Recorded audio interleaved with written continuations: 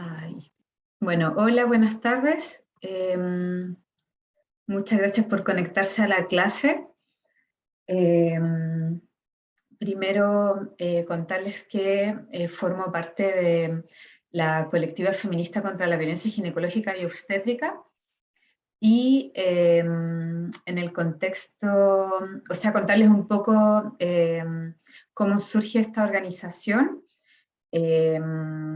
A propósito de que con compañeras de otras agrupaciones, eh, entre ellas la Red Chilena contra la Violencia, eh, agrupaciones también de mujeres migrantes, promigrantes, y en mi caso, como profesional, parte de un equipo donde acompañábamos a mujeres sobrevivientes de violencia sexual.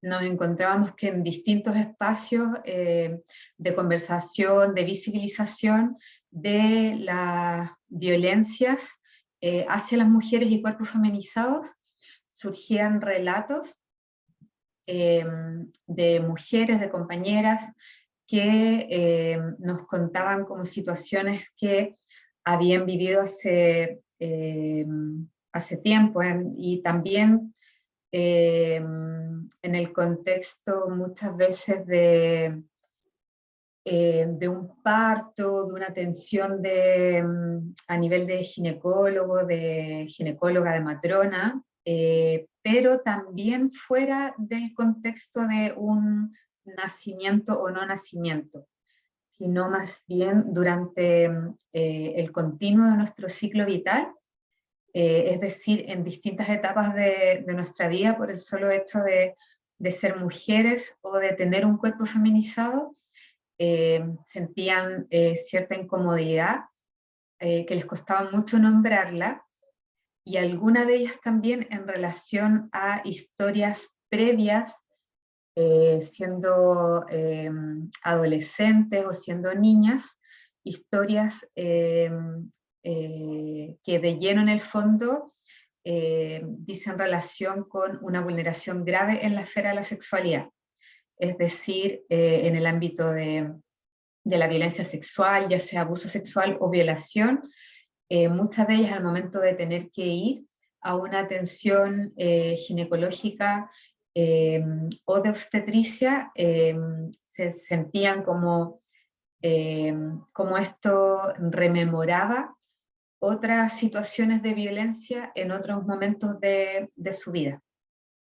Y además también podíamos visualizar, podíamos observar, y también a propósito de los propios relatos de ellas, cómo esta nueva vulneración eh, les hacía presentar, manifestar una sintomatología similar o la misma sintomatología que podíamos observar en una sobreviviente de violencia sexual.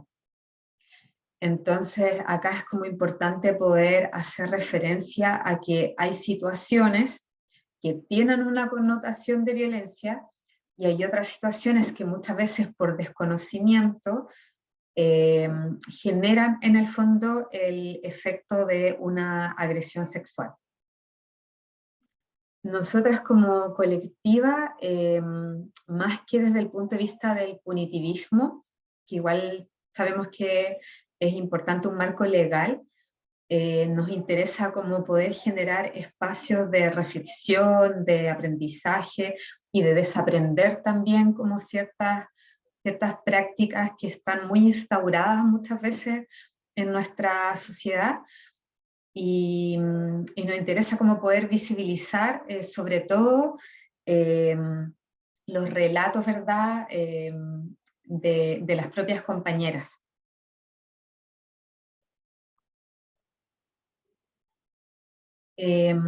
Si bien hay organizaciones, tanto en nuestro país como en otros países de Latinoamérica, que han definido lo que lo que se entiende por violencia ginecológica y obstétrica, para nosotras fue súper importante poder hacer hincapié en que es un tipo de violencia más durante distintas etapas de nuestro ciclo vital, y no solo al momento de un parto o de una cesárea, ¿ya? Sino que acá es súper importante el enfoque de interseccionalidad, donde podemos analizar que se cruzan distintas variables que dicen relación con el hecho de que vivimos cierto tipo de violencia por el solo hecho de ser mujeres o de tener un cuerpo feminizado, pero además, si hacemos un cruce de género con, por ejemplo, la clase o en términos del racismo, del color de piel de una persona, o en el caso de una mujer mapuche, por ejemplo, o de una mujer que no cumple con los estereotipos de la heteronorma, o de una mujer que tiene capacidades diferentes o algún tipo de discapacidad. Al hacer un cruce de estas variables, podemos ver, y de hecho el mismo análisis que les voy a compartir da cuenta de cómo esta violencia aumenta al hacer ese cruce de variables. Entonces, insisto, para nosotros es súper importante visibilizar este tipo de violencia, no solo al momento de una persona que tiene un parto en alguna institución de salud, ya sea pública o privada, sino que también, por ejemplo, al atenderse en una consulta médica o en un servicio de salud del Estado y vivir violencia, un trato deshumanizador, a propósito de ciertas condiciones de otras variables, ¿no?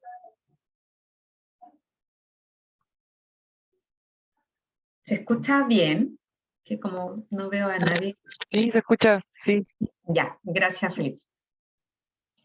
Bueno, esta encuesta fue una encuesta que realizamos a través de una plataforma online, en la cual participaron más de 5.000 personas en distintas regiones del país. Finalmente, 4.552 personas cumplían en el fondo con las condiciones para poder participar de esta encuesta. Es decir, que respondieron a la encuesta completa y como correspondía. Y al hacer un análisis de los resultados, nos encontramos con que un 67% de las personas que respondieron la encuesta señalan que vivieron violencia ginecológica en algún momento de su vida, mientras que un 79% vivió violencia obstétrica. Un poquito más de un 50% de las personas que respondieron a la encuesta tuvieron alguna vez un parto.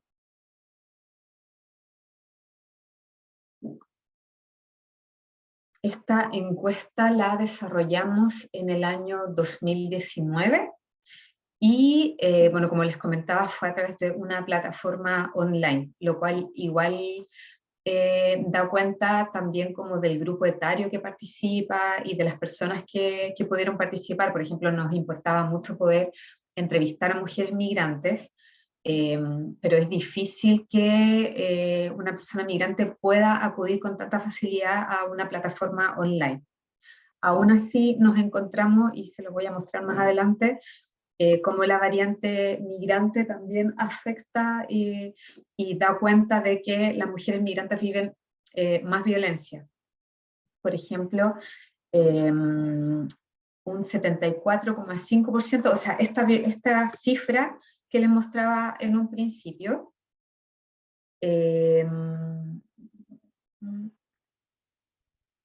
que daba cuenta de que un 67% de las 4.552 personas que respondieron la encuesta y que señalaron que vivieron violencia ginecológica, al hacer este cruce, esta violencia aumenta. Ya, en el fondo, quienes señalaron que forman parte de un pueblo originario, de un pueblo indígena, señalan que vivieron violencia ginecológica un 74,5%. ¿Ya? En el caso de mujeres afrodescendientes, o sea, mujeres migrantes afrodescendientes, también aumenta, ya en un 76,1%. y en el caso de aquellas personas que al responder la encuesta se identifican como lesbianas, no binarias o trans, también aumenta a un 75,6%. Dentro de la encuesta, las situaciones más frecuentes que dan cuenta del tipo de violencia ginecológica, un 80% hace referencia a procedimientos dolorosos intencionalmente, un 61,7% a la solicitud de desvestirse aunque no tuviese relación con el motivo de consulta, un 60% refiere que se sintió infantilizada o ignorada al realizar consultas sobre su salud ginecológica. Un 58% refiere haber recibido comentarios inapropiados en relación a su cuerpo y a sus genitales. Un 56% señala haber recibido tactos o tocaciones inapropiados.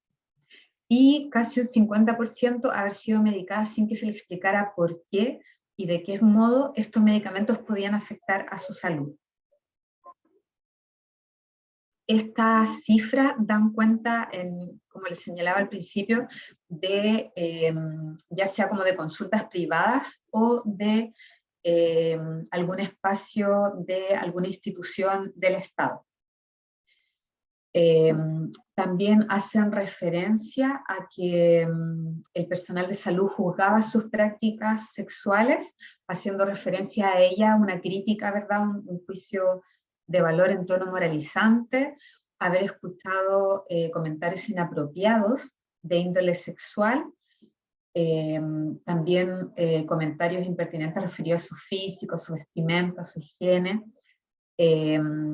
también recibir retos o amenazas por parte del personal que la atendió en la consulta ginecológica. Y entre paréntesis, no sé si alcanzan a ver que esta cifra aumenta cuando ellas refieren que no están completamente seguras, pero que creen que sí vivieron esto, ¿ya? Cuando conversábamos con personas que nos comentaban en el fondo situaciones de violencia, ya sea ginecológica o obstétrica, como no es algo que está muy claro o de lo cual no se suele hablar, muchas como que no tenían claro si en el fondo esa incomodidad que tenían, que habían percibido como incómoda, podía haber sido algo que a lo mejor habían exagerado o si de verdad era un tipo de violencia. Ya, entonces, claro, al preguntarle y al explicarle lo que es la violencia, ahí era como, oye, entonces yo también viví esto, ¿ya?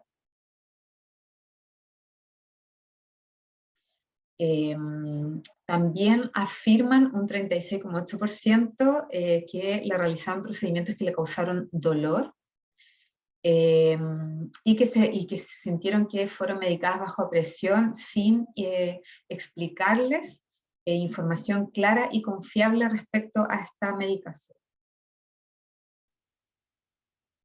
Como todo tipo de violencia, la violencia ginecológica deja algún tipo de consecuencias, de efectos en los cuerpos territorios de las personas que refieren haber vivido este tipo de violencia. Como la mayoría de las situaciones de violencia en la esfera de la sexualidad, las personas nos tardamos en develarlo, en poder de alguna manera resignificarlo, señalarlo, ponerle nombre, contar lo que vivimos. Es algo que genera una afectación muy importante cuando una persona no se siente capaz de compartirlo, ¿ya? Por ejemplo, en el caso de una mujer que está en la etapa de puerperio, ¿no? Como que se asocia mucho oye, esta mujer está con depresión postparto, qué sé yo, pero muchas nos contaban como a propósito de situaciones que vivieron de violencia ginecológica y obstétrica, claro, después tenían mucha incomodidad con su cuerpo, dificultad para poder incluso generar apego con su bebé, y también una afectación muy importante a nivel de la percepción y de la autoimagen de su propio cuerpo, ¿ya? Uno de los efectos más importantes que genera la violencia ginecológica y obstétrica es que las mujeres después no quieren volver a una consulta médica, ¿ya? Lo cual obviamente es súper delicado porque es importante que podamos recibir atención a tiempo, especialmente considerando la importancia de la medicina preventiva, ¿no? De los exámenes de, preventivo que eh, las mujeres y las personas con cuerpos feminizados tenemos que realizarnos como chequeos cada cierto tiempo, ¿no? Entonces es muy heavy como muchas mujeres nos comentaban como, no, así como yo tuve a mi guagua y nunca más volví a un ginecólogo con una matrona, así como mujeres que llevan 20, 30 años sin ir a un ginecólogo, una ginecóloga, una matrona. Y lamentablemente en relación a la violencia obstétrica, estas cifras también son muy altas, ¿ya? Por ejemplo, un 41%, un 41,7% señala que no pudo manifestar sus miedos o inquietudes, pues no le respondían, la ignoraban o lo hacían de mala manera, ¿ya? Un 45% que la señalaban con sobrenombres o diminutivos, como si fuera incapaz de comprender los procesos por los que está atravesando. Un 48% se siente infantilizada o anulada por el equipo médico. Un 45,9% manifiesta que le realizaron procedimientos sin pedir consentimiento o sin explicarles de qué se trataba este procedimiento. Un 36% que la obligaron a mantenerse acostada boca arriba a pesar de manifestar su incomodidad. Y bueno, estos resultados son antes de la pandemia. Por ejemplo, acá hace alusión al estar acompañadas. Sabemos que durante la pandemia las mujeres en trabajo de parto no podían estar acompañadas, lo cual también genera una afectación bien, bien importante. Durante el parto, un 25% refiere que se le impidió el contacto de inmediato con su hijo, hija recién nacido, y un 14,7% reporta que después del parto le hicieron sentir que no había estado a la altura de lo que se esperaba de ella.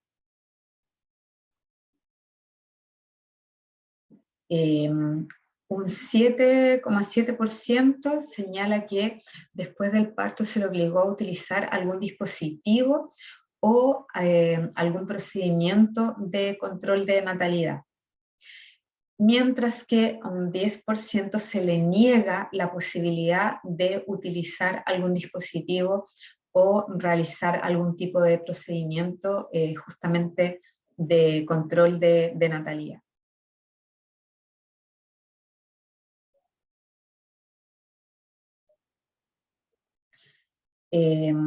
Algo que también refieren constantemente dice relación con lo que ocurre ya sea en una consulta en el ámbito público o privado respecto a su intimidad, ¿no? A cómo en el fondo las personas están o estamos en una camilla, ¿verdad? Con las piernas abiertas y se pasean muchas personas, y eso también para muchas obviamente genera una incomodidad importante al estar expuestas en el fondo a las miradas de otras personas, y también refieren haber vivido situaciones, ¿verdad?, de violencia sexual en ese contexto. Por ejemplo, por ahí por el 2018, me acuerdo, llegó una joven universitaria de la ciudad de Valparaíso, que estaba con una dificultad por un quiste en un ovario, como algo así, pero ella en el contexto de una consulta privada, el ginecólogo le insiste en que tiene que realizar una ecografía transvaginal. y ella a sus 23 años le explica que hasta esa fecha no había iniciado vida sexual activa, por lo tanto le incomodaba mucho ese examen, tampoco sabía de qué se trataba. Bueno, el médico se burla de ella, además hace pasar a otro ginecólogo más, entre los dos se ríen de ella, como que no le creen que nunca había tenido relaciones sexuales, y el tipo insiste en hacerle esta ecografía transvaginal, y bueno, además ella se quejaba del dolor, de la incomodidad, muy afectada, y claro, al entrevistarla y al conversar con ella, ella manifestaba una sintomatología igual a la de una persona que hubiese sufrido algún tipo de violación, ¿ya? Entonces, en ese contexto no tenemos claridad cuál fue la intención de ese ginecólogo al obligarla a someterla a este examen, pero en el fondo ella se sintió muy humillada, muy violentada, y después al acudir a otro médico, el médico le explica que en el fondo no era obligación ese tipo de examen, ¿ya?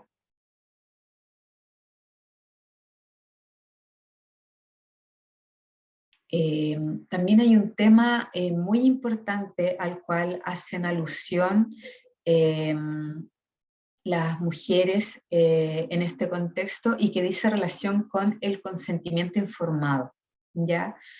Un 44,73% de quienes tuvieron una gestación y un parto afirma que durante las semanas previas o durante el parto no se le pidió firmar un consentimiento informado. Entre quienes firmaron este consentimiento, un 37% consideran que este no fue claro, y un alto porcentaje, un 47%, dice que tuvo que hacerlo durante el trabajo de parto. Entonces ahí es importante como preguntarnos también qué pasa con esta figura del consentimiento informado, ¿no? En la consulta ginecológica. A propósito de la vivencia de la violencia obstétrica, también nos encontramos con un importante porcentaje, más de un 40%, señala que esto finalmente cambió la percepción de su propio cuerpo, que afectó negativamente su autoimagen corporal. Eh,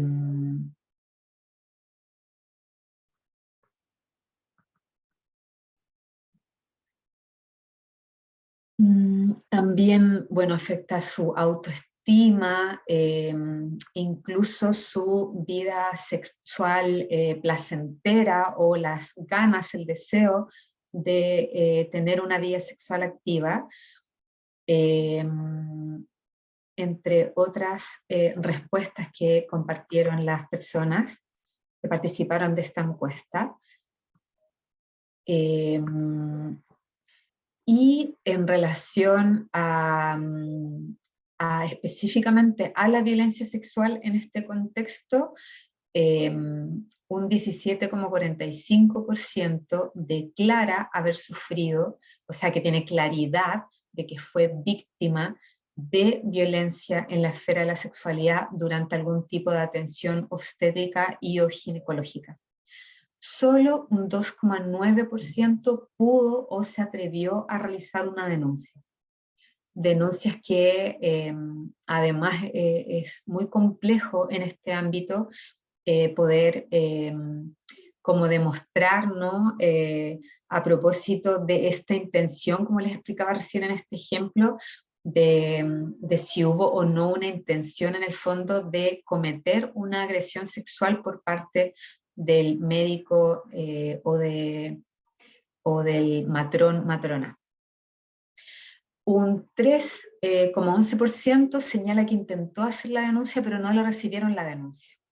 Y bueno, la gran mayoría, un 94%, señala que no denunció, y que además mucho tiempo después se dan cuenta de lo que vivieron realmente fue violencia sexual. 8 personas asignadas mujer al nacer y que respondieron a esta encuesta refieren que fueron violadas en el contexto de una consulta médica. Ahora, en relación a la violencia sexual, hay muchos mitos, ya, mitos que de alguna manera se han podido como visibilizar estos últimos años a propósito también de las demandas de los movimientos de mujeres y de las agrupaciones feministas. Eh, entonces ha sido posible como un poco visibilizar en el fondo esta cultura de la violación, que lamentablemente está tan naturalizada que muchas veces nos cuesta en el fondo reconocer que fuimos víctimas sobrevivientes de algún tipo de vulneración en la esfera de la sexualidad, ¿ya? Eh, también es muy difícil poder, o sea, nadie quiere reconocer algo así, nadie quiere estar en el lugar de víctima, y eso genera que en promedio una persona en nuestro país se tarde 20 años en poder reconocer por primera vez lo que vivió, y para muchas ya no tiene como sentido realizar algún tipo de denuncia sobre este tipo de vulneración tan grave. De hecho, en Chile, recientemente, hace muy poquito, fue modificada la ley porque antiguamente los delitos sexuales prescribían en este país. Ya en el caso del abuso sexual, después de 5 años de cometido este delito, estaba prescrito cuando una persona no lo denunciaba, y 10 años en el caso de una violación, ¿ya? Y si vemos que en promedio la mayoría de las personas se tardan 20 años en poder hacer una denuncia, por lo tanto, aquellas personas que pudieron denunciar, lamentablemente se encontraban con que le decían, no, ¿sabes qué? Ya no puedes hacer nada porque esto está prescrito, entonces muchas veces ya ni siquiera le recibían la denuncia, ¿ya? Eh, Ahora, a propósito de, como les comentaba, la denuncia y la visibilización de la violencia sexual y de esta cultura de la violación en Chile, eh, se están hablando más de este tipo de situaciones, eh, pero es súper complejo poder hacer una denuncia o poder recurrir a un lugar. De hecho, es a dónde pedir ayuda. De hecho, este programa que yo les señalaba, donde acompañaba a mujeres sobrevivientes de violencia sexual, solo hay 3 en todo el país, cuando sabemos que las agresiones sexuales ocurren en el norte, en la zona central, en todas partes. Espera un segundito que voy a pedir que bajen un poquito el volumen afuera.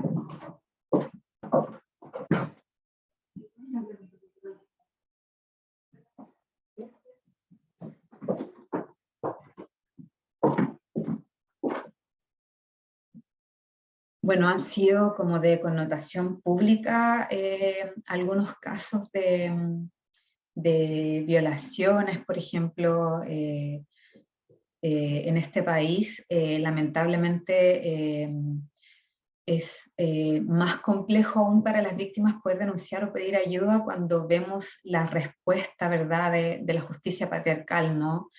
Vimos cómo fue anulado el juicio contra el cineasta Nicolás López, o contra este otro personaje depredador, el Martín Pradenas. Entonces, claro, al ver ese tipo de noticias, uno se pregunta si dan ganas realmente o no de pedir ayuda cuando una persona se da cuenta de que finalmente lo que vivió fue una agresión sexual.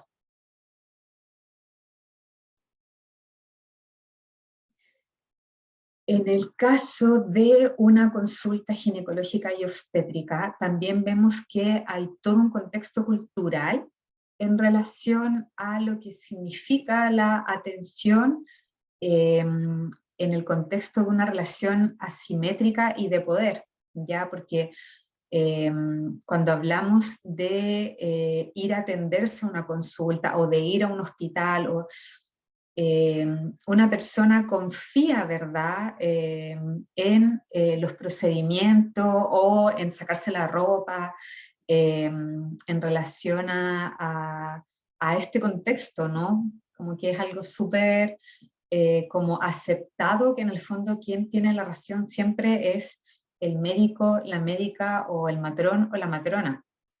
Entonces estamos hablando de una relación asimétrica. Ocurre también que muchas personas cuando quieren preguntar o tienen alguna duda, reciben algún tipo de juicio, ¿verdad?, de valor, entonces eso genera que después no te den ganas de preguntar nada más. También hay una cultura que tiende a patologizar nuestros cuerpos y a medicalizarlo innecesariamente o sin explicar por qué es necesario X tratamiento o no es necesario X tratamiento. Y esta dificultad en el fondo para tomar una decisión autónoma también dice relación con la falta de información. En el fondo, si no tenemos claridad respecto a un procedimiento, es difícil que podamos tomar una decisión en forma autónoma.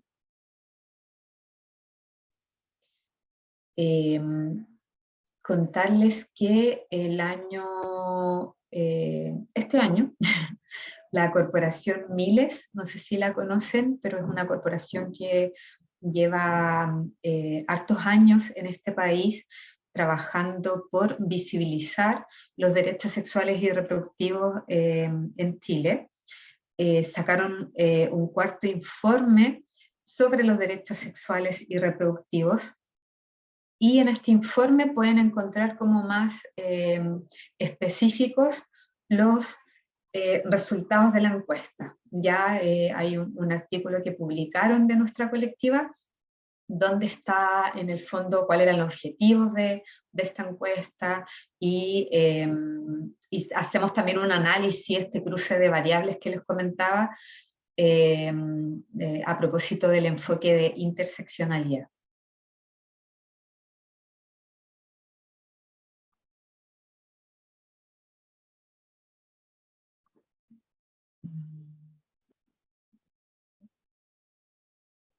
Hoy yo como que no puedo ver mucho quiénes están, no sé si quieren hacer alguna consulta o algún comentario, opinión.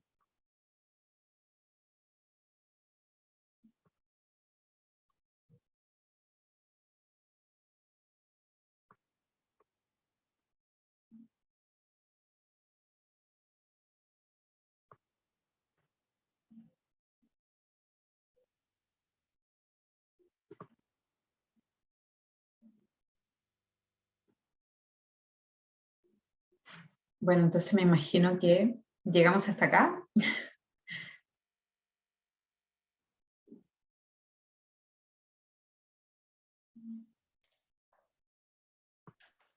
Sí, profe, parece que ninguno de los chicos tienen dudas porque tampoco han hablado en el chat, así que ahí estamos. Muchas gracias, Nicolí. Que le vaya bien, gracias a usted. Que esté muy bien. Chao. Chao, chao. Chao. Chau.